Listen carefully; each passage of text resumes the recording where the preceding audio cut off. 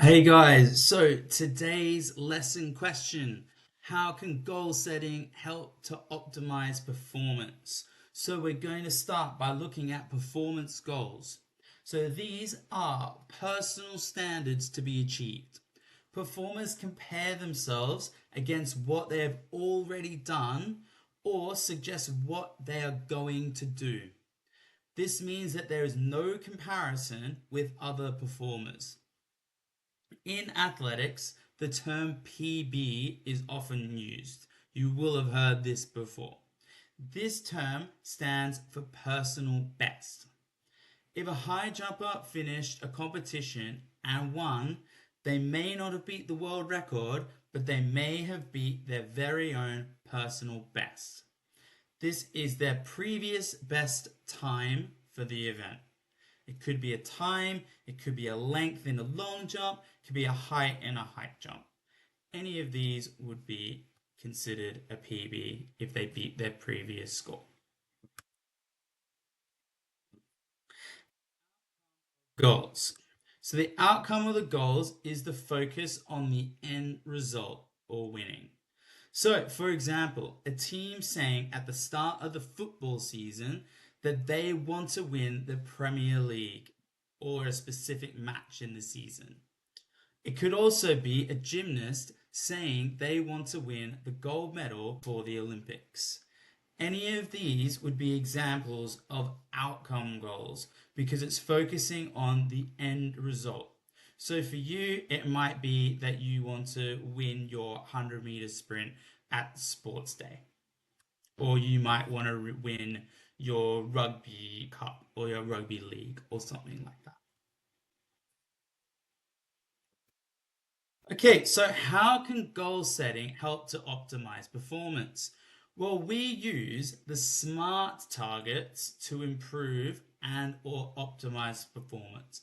You must remember the term SMART. SMART. Okay? These stand for specific, measurable, accepted, realistic, and time bound. So let's start by looking at specific. So specific is specific to the demands of the sport, muscles used, movements used, or energy systems used. So, for example, if you want to run a marathon, you wouldn't do cycling training. Although it would develop your muscular endurance and stamina, it isn't specific to the sport. So it should be running training that you should be focusing on to optimize your training and optimize your performance.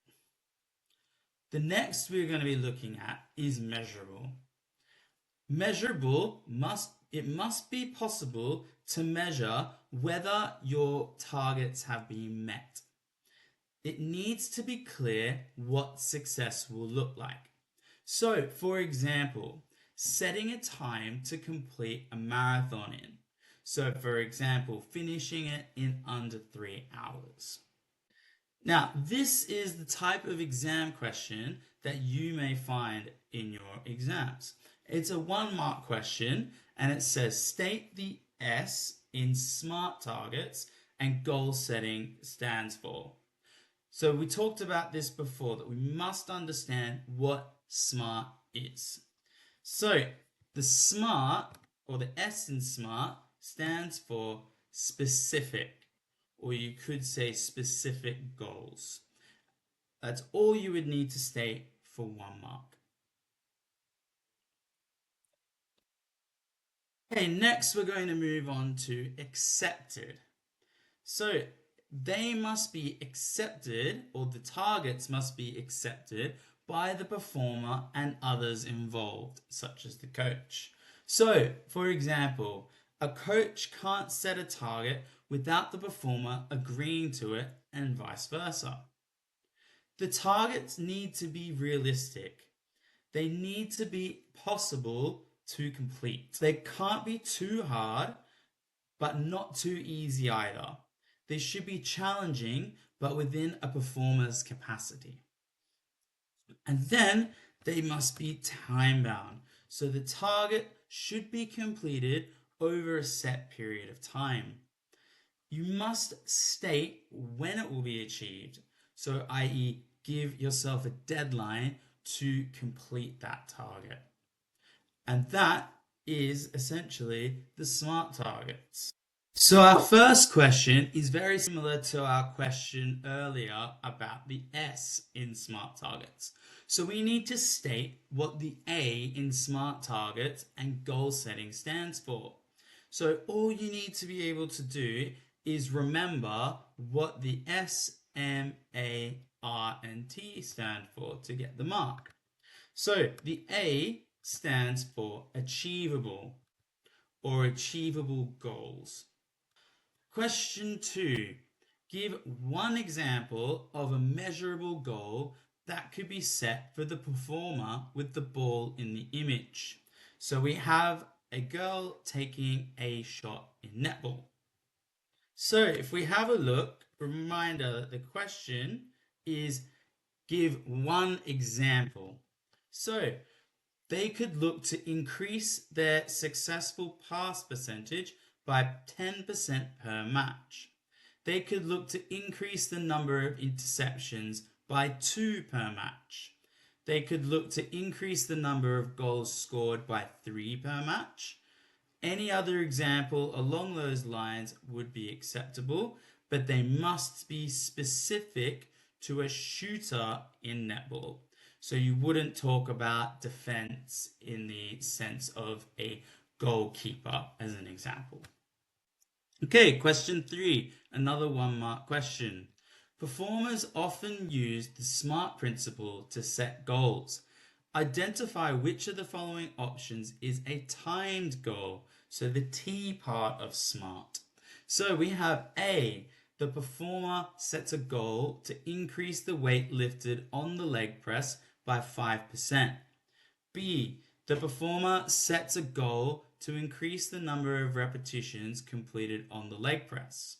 C, the performer sets a goal to increase the number of repetitions completed on the leg press per session for a 6-week period. That sounds pretty timed.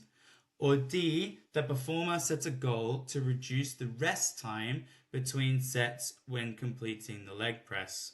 Ooh, that sounds a bit timey as well. But when we're talking about timing, we're looking at setting goals over a long period of time.